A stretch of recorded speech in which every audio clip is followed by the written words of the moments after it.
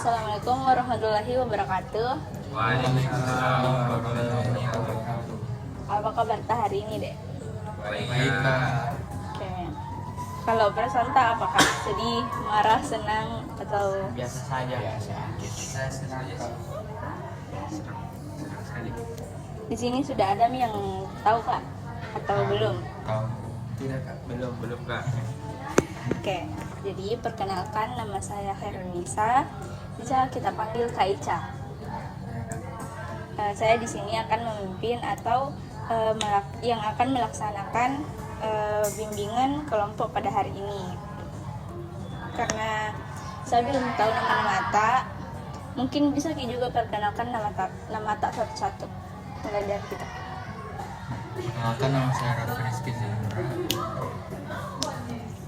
Saya Adam Bercanda. Saya Jonathan Keraldi. Saya Arya Dayaka. Oke.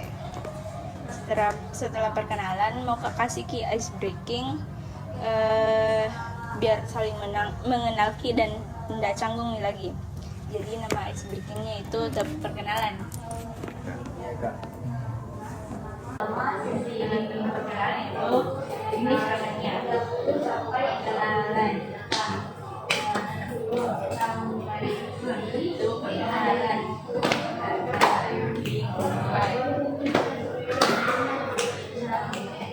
Raffi.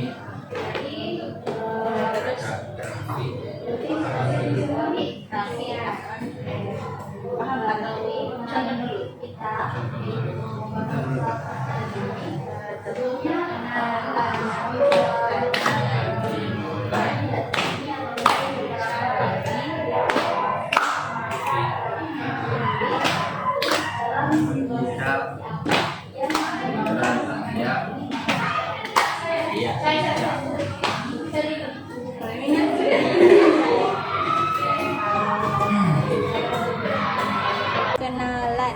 Perkenalan dimulai. Ica, Raffi,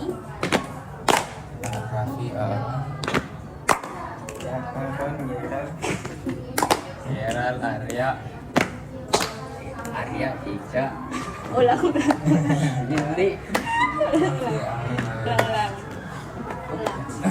Coba perkenalan Dimulai. Ica, Raffi, Gerald, Arya, Ica, Arya. Oke.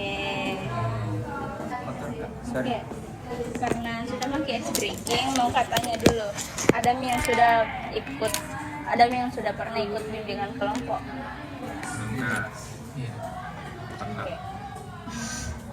Jadi saya jelaskan dulu deh apa itu bimbingan kelompok.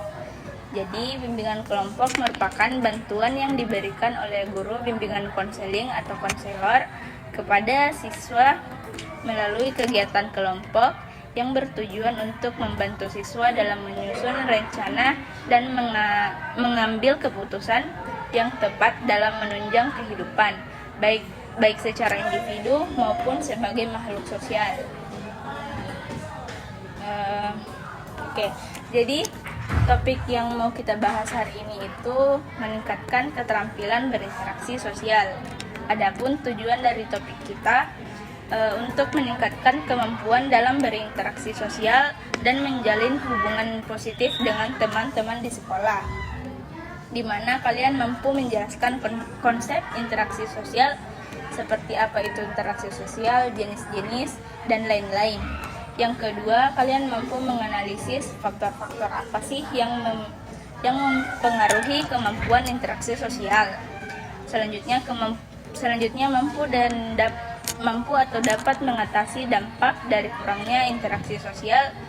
Dan yang terakhir, mampu merancang strategi atau cara apa saja yang bisa kita gunakan untuk meningkatkan interaksi sosial.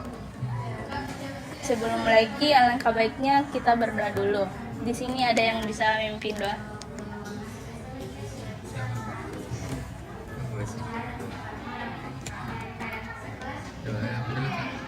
Udah belajar.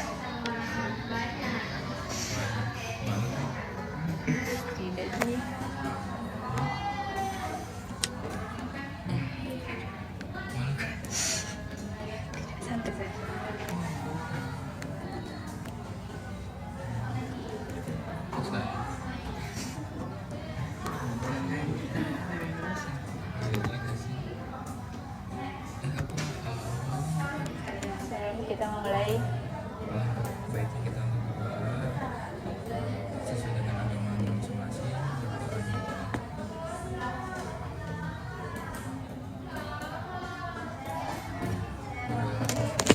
Sebelum memasuki tahap selanjutnya, maukah tetapkan kontrak waktu atau tata tertib selama bimbingan? Jadi durasi waktu bimbingan ini akan berlangsung selama 45 menit, dan jika bimbingan ini belum selesai dalam kurun waktu 45 menit, kita akan jadwalkan pertemuan selanjutnya. Sepakat? Sepakat. Oke, karena semua sudah sepakat, mau tanya kesiapan ke semua. Apakah sudah siap Maki laksanakan bimbingan kelompok? Siap tidak? Itu tadi topiknya, meningkatkan kepercayaan. Gimana? Siap? Siap. Oke. Nah, karena sudah tidak ada yang ingin melakukan kegiatan lain, kita akan melanjutkan ke tahap selanjutnya. Di sini ada yang tahu tidak? Ada yang mau mengungkapkan bagaimana cara atau apa yang kita lakukan untuk memulai percakapan dengan seseorang yang baru pertama kali kita temui? Ada yang mau? Bagaimana caranya atau apa yang kita lakukan kalau pertama kali kita ketemu seseorang? Apa yang kita ucapkan? Ya pasti ya salam dulu kan. Salam, halo. Ya, siapa namanya? Gimana dong? Oke. Selanjutnya, menurut kalian apa yang lebih penting dalam membangun hubungan sosial yang baik?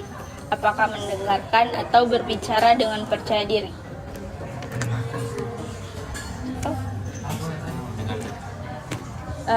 Dalam membangun hubungan sosial yang baik, apakah mendengarkan atau berbicara dengan percaya diri?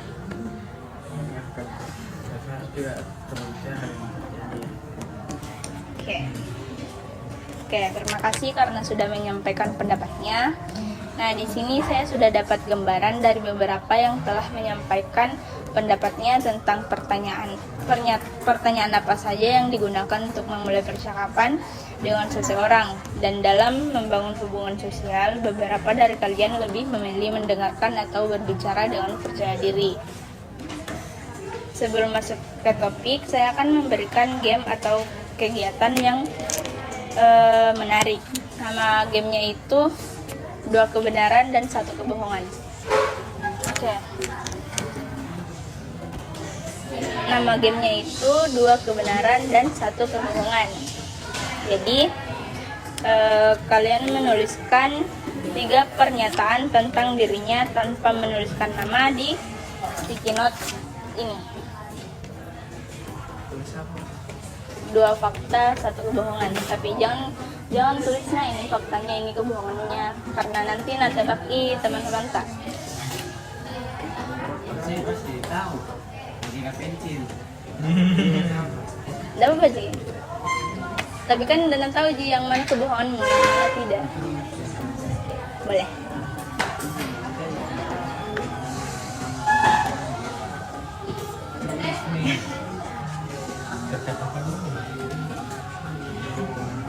Iya, kebohongan sembarang Ji.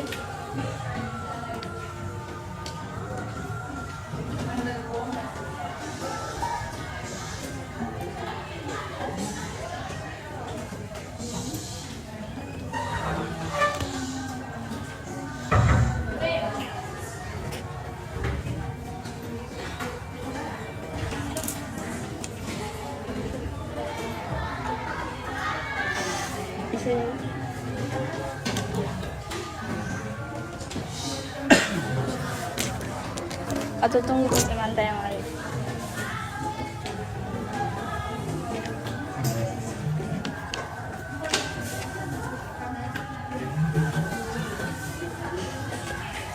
Ayo.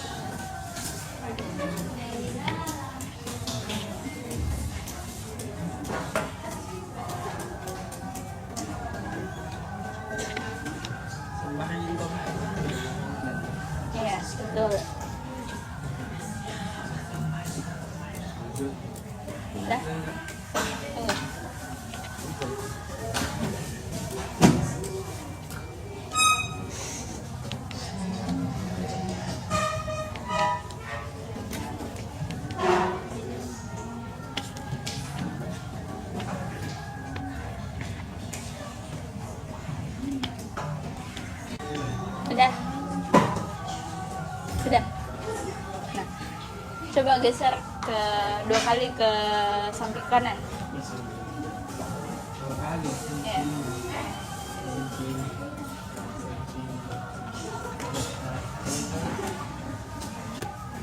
Yang mendapat kertas itu harus memaparkan apa yang telah tertulis di dalamnya dan menebak yang mana bohong, yang mana fakta. Dan kita coba tebak mana fakta, mana kebohongannya. Untuk yang bohongnya itu melanggar kelelawar. Apa? Yang ya kebohongan sama fakta. Yang bohong itu melanggar kelelawar, yang fakta itu memakan babi, sama wajah tampangan depan. Masya Allah. Coba kita. Saya yang faktanya itu saya suka belajar bahasa Inggris. Bukan, bohongnya saya suka belajar bahasa Inggris. Faktanya saya tidak suka belajar ekonomi. Itu saya makan balik sih. Ayo. Udah bohong. Saya tidak suka belajar ekonomi, sama saya makannya sedikit. Terus yang faktanya saya suka belajar bahasa Inggris. Coba.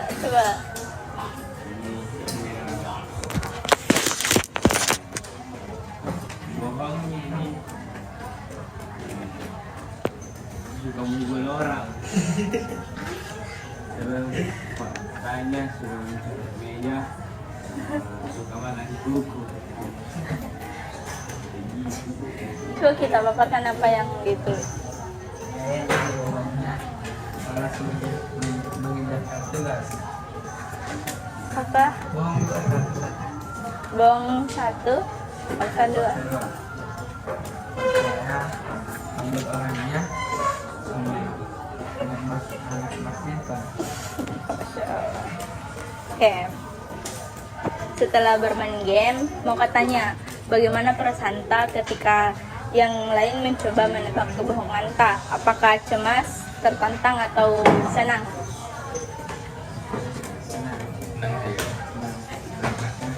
Senang melihat kegemaran mereka. Oke. Setelah kita bermain tadi, kita akan beralih ke tahap selanjutnya. Di sini saya akan menjelaskan terkait materi yang akan kita bahas pada bimbingan kelompok hari ini. Namun karena terkendala LCD, karena ruangan juga tidak jadi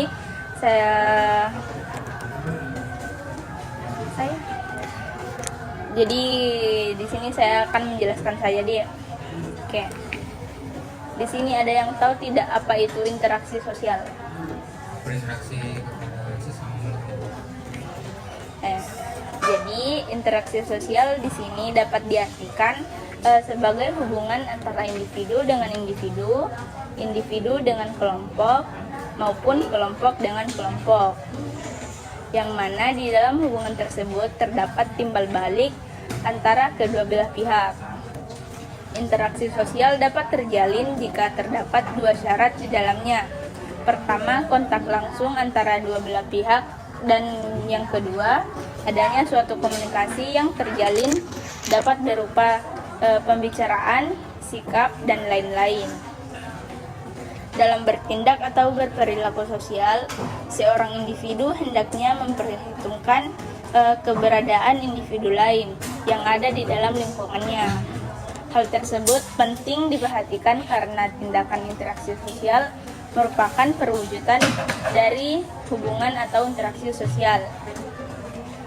Interaksi sosial ini terbagi jadi 3. Yang pertama, interaksi verbal, yaitu interaksi yang terjadi antar 2 orang atau lebih dengan menggunakan artikulasi. Yang kedua, interaksi fisik, yaitu kedua orang atau lebih melakukan kontak dengan menggunakan bahasa tubuh, ekspresi wajah, dan ekspresi tubuh. Yang ketiga, interaksi emosional, yaitu ketika 2 orang atau lebih melakukan kontak dengan melakukan curahan perasaan seperti mengeluarkan air mata sebagai ungkapan sedih atau bahagia. Ada beberapa faktor yang dapat mempengaruhi interaksi sosial. Yang pertama, faktor imitasi. Imitasi merupakan sebuah proses menirukan perilaku orang lain, kemudian melakukan tingkah laku yang sama dengan perilaku tersebut. Yang kedua, faktor sugesti. Sugesti ini berlangsung apabila terdapat seseorang memberi suatu pandangan atau sikap yang berasal dari dirinya yang kemudian diterima oleh pihak lain. Yang ketiga, faktor identifikasi. Identifikasi ini merupakan kecenderungan atau sebuah keinginan dalam diri seseorang untuk dapat menjadi sama dengan orang lainnya. Yang keempat, faktor simpati. Simpati merupakan suatu proses di mana seseorang merasa tertarik pada pihak lain. Dalam proses ini, perasaan memegang peranan yang sangat penting, di mana seseorang akan merasakan apa yang dirasakan oleh orang lain. Yang kelima, faktor motivasi. Faktor motivasi ialah di mana individu memberikan dorongan, pengaruh, dan stimulus yang diberikan kepada individu lain untuk memberi suatu motivasi. Oke, setelah mendengar tentang apa itu interaksi sosial dan jenis-jenisnya serta faktor yang mempengaruhi dalam interaksi, di sini ada yang bisa menyebutkan salah satu dampak kurangnya keterampilan interaksi sosial.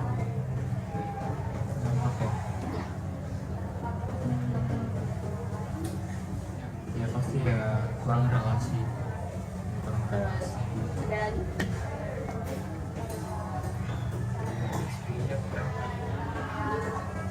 Oke, benar. Nah, ada beberapa dampak dari kurangnya interaksi sosial. Yang pertama adalah dampak dari segi psikologis. Dari segi psikologis, remaja dapat mengalami peningkatan risiko depresi dan kecemasan yang ditandai dengan perasaan terisolasi, pikiran negatif berlebihan dan kesulitan menemukan kebahagiaan dalam aktivitas sehari-hari. Kepercayaan diri mereka juga cenderung menurun, ditunjukkan dengan ketakutan berlebihan terhadap penilaian orang lain dan kesulitan mengekspresikan pendapat. Selain itu, kemampuan mengelola emosi menjadi terganggu. Kemudian mereka lebih frustasi dan kesulitan mengontrol reaksi terhadap situasi stres. Yang kedua adalah dampak sosial. Dalam konteks sosial, remaja yang kurang berinteraksi mengalami hambatan dalam mengembangkan keterampilan sosial dasar, seperti memulai percakapan, membaca bahasa tubuh, dan memahami konteks sosial.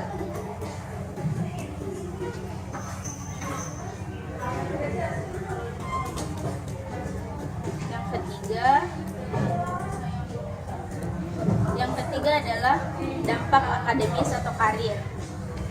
Dampak akademis dan persiapan karir juga tidak dapat diabaikan. Remaja mengalami kesulitan pembelajaran kolaboratif, kurang berpartisipasi dalam diskusi kelompok, dan menurunnya motivasi belajar. Kurangnya pengembangan soft skill yang dibutuhkan di dunia kerja seperti kemampuan networking dan kepemimpinan dapat menghambat kesuksesan karir mereka di masa depan. Mereka juga cenderung mengalami kesulitan dalam situasi yang membutuhkan interaksi profesional seperti wawancara kerja. Yang terakhir adalah dampak perilaku. Perubahan perilaku yang signifikan juga terlihat dalam keseharian remaja yang kurang berinteraksi sosial. Mereka cenderung mengembangkan ketergantungan berlebihan pada teknologi, menggunakan media sosial dan game online sebagai pengganti interaksi sosial. Nah, setelah mengetahui dampak dari kurangnya berinteraksi sosial, adapun strategi yang dapat digunakan untuk meningkatkan keterampilan interaksi sosial. Yang pertama adalah pengamatan dan evaluasi diri. Mengevaluasi kekuatan dan kelemahan dalam interaksi sosial dan mengevaluasi cara diri sendiri berinteraksi dengan orang lain. Yang kedua adalah pendidikan dan pelatihan. Mengikuti pelatihan, organisasi atau program yang mengajarkan cara berkomunikasi dengan baik.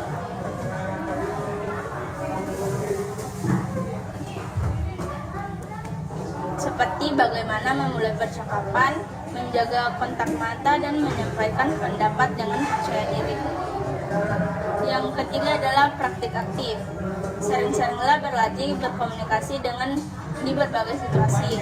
Misalnya mulailah berbicara dengan teman baru, berpartisipasi dalam diskusi kelas, atau bergabung dengan kelompok ekstrakurikuler untuk memperluas keterampilan komunikasi.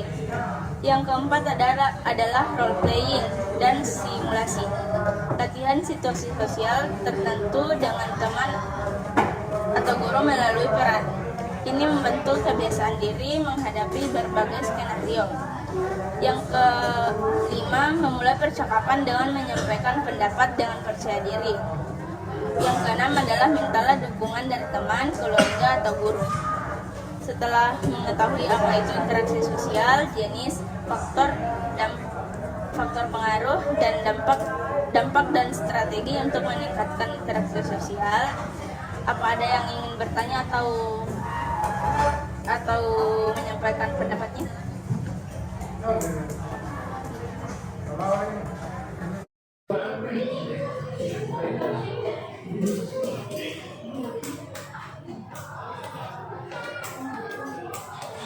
Ini kok ada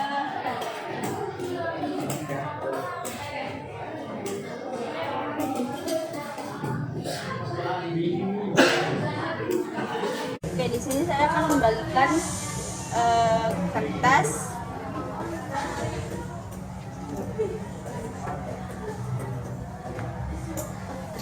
Di sini saya akan membagikan kertas. Di kertas ini kalian menuliskan cara-cara atau strategi apa yang bisa kalian gunakan untuk meningkatkan interaksi sosial kalian.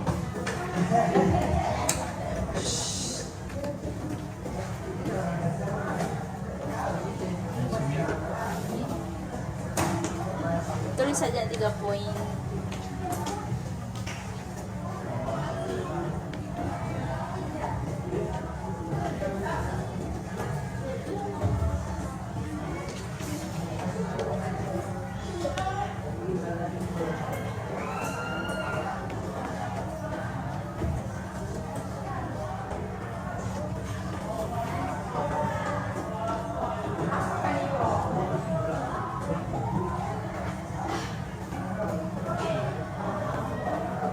Tulis strategi apa atau cara untuk meningkatkan interaksi sosial kalian.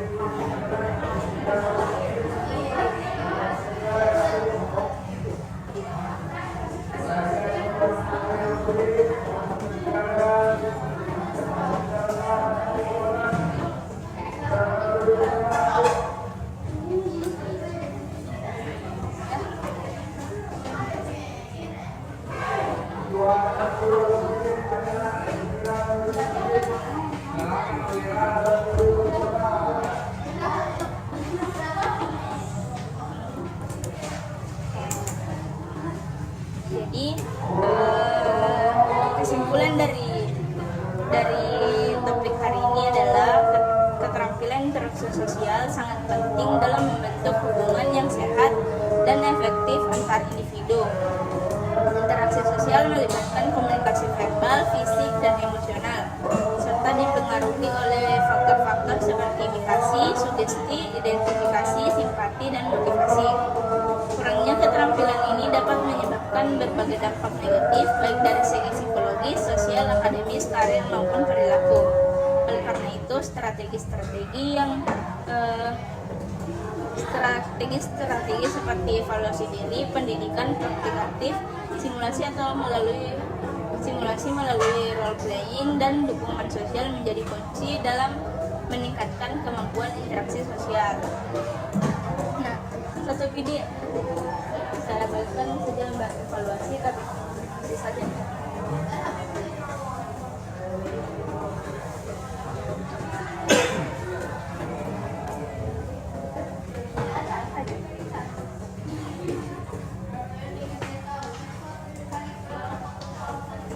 Saya bagikan lembar evaluasi, silakan isi sesuai petunjuk pada lembar evaluasi yang saya bagikan.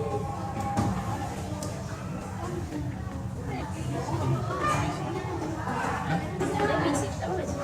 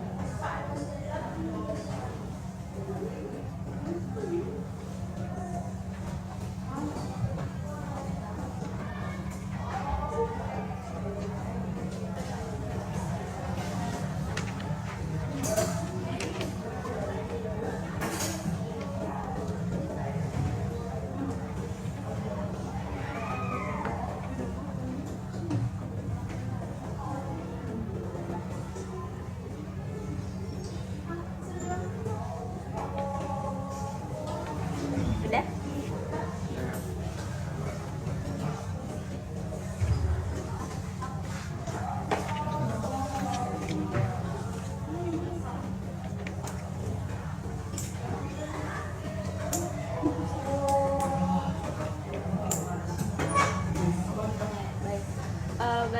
Berakhirlah sesi bimbingan kelompok kita hari ini dengan topik keterampilan interaksi sosial, di mana kita membahas interaksi sosial, jenis-jenis faktor yang mempengaruhi dampak dari kurangnya interaksi, dan strategi atau cara apa yang bisa kita gunakan dalam meningkatkan keterampilan interaksi kita. Saya harap kalian dapat meningkatkan kemampuan berkomunikasi secara efektif, memahami serta membaca konteks sosial, dan membangun hubungan yang positif dengan teman sebaya maupun orang di sekitar. Saya harap kalian lebih percaya diri dalam memulai percakapan, mengelola emosi dalam interaksi, serta memahami pentingnya dukungan sosial dan empati. Pada akhirnya, peningkatan keterampilan ini akan membantu kalian untuk mengatasi berbagai tantangan sosial, mengurangi isolasi, dan mempersiapkan untuk sukses dalam lingkungan akademis, profesional, dan kehidupan sehari-hari. Sekian bimbingan kelompok kita hari ini. Terima kasih. karena sudah bersedia dan berpartisipasi aktif dalam mengikuti kegiatan ini. Mohon maaf jika selama sesi bimbingan ini saya ada salah kata. Assalamualaikum warahmatullahi wabarakatuh.